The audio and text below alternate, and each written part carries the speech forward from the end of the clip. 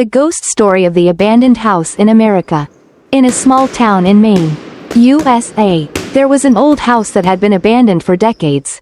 The house sat in the middle of a dense forest, with crumbling walls and broken windows, creating a haunting and eerie atmosphere. The townspeople believed that this house was haunted. They said that many years ago, a family had lived there, but the whole family perished in a mysterious fire. Since then, no one dared to go near it, especially at night, as people claimed to hear laughter, footsteps, and even a child's cries echoing from within the house. Lucas, a college student from New York City, heard the story of this house while visiting relatives in Maine.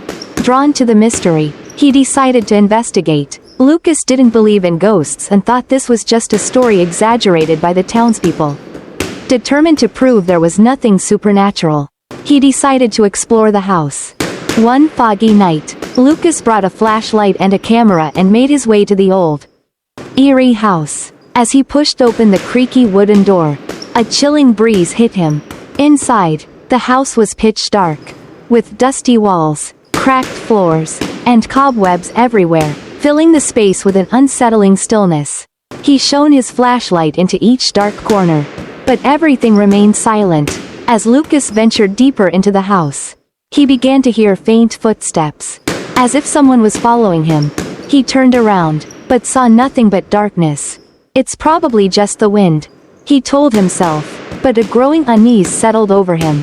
He continued up the stairs, careful not to make too much noise. When he reached the upper floor, Lucas noticed a cracked wooden door slightly ajar. He slowly pushed it open and stepped into the room. It was a small, empty room with an old rocking chair in the center. The moment he stepped inside, the chair started to sway gently, as if someone had just been sitting there and stood up. Lucas tried to keep his composure, but his heart was pounding faster. Suddenly, he heard the giggling of a child echo from the corner of the room. He pointed his flashlight toward the sound, and its dim beam illuminated the small figure of a child standing with their back to him. A chill ran down his spine as the figure slowly turned around. It was a pale-faced child with deep, dark eyes and an eerie smile. Terrified, Lucas stumbled backward, but the child suddenly vanished into thin air. He shined his flashlight around the room, but there was no sign of anyone. Thinking he might be hallucinating, Lucas decided to leave the house.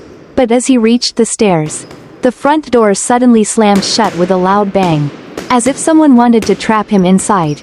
Lucas tried to open the door, but it seemed locked from the inside. In a panic, he turned around and saw the figure of a woman standing at the bottom of the stairs, looking at him with sorrowful eyes. She wore an old-fashioned dress, her long hair draped over most of her face.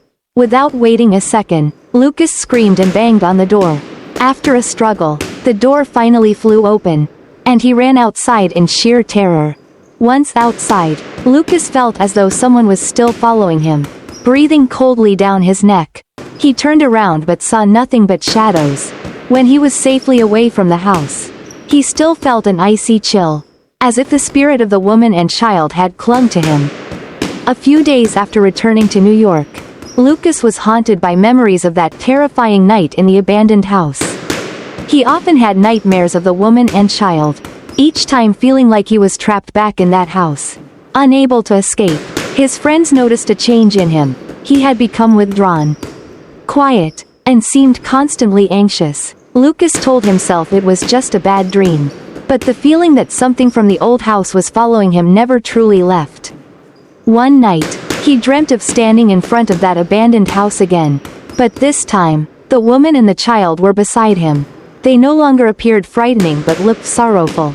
Burdened with pain, the woman gently told him that she and her son had perished in the fire years ago, and their souls were trapped there due to an unresolved grievance. Lucas felt a wave of sympathy and promised he would pray for their peace. After that night, the nightmares stopped. Lucas decided to return to Maine and left a wreath of flowers in front of the abandoned house as an apology and a hope that their spirits could find peace. From then on, Lucas was no longer haunted by memories of the abandoned house, but the image of the ghostly woman and child remained a chilling reminder of what lies beyond human understanding.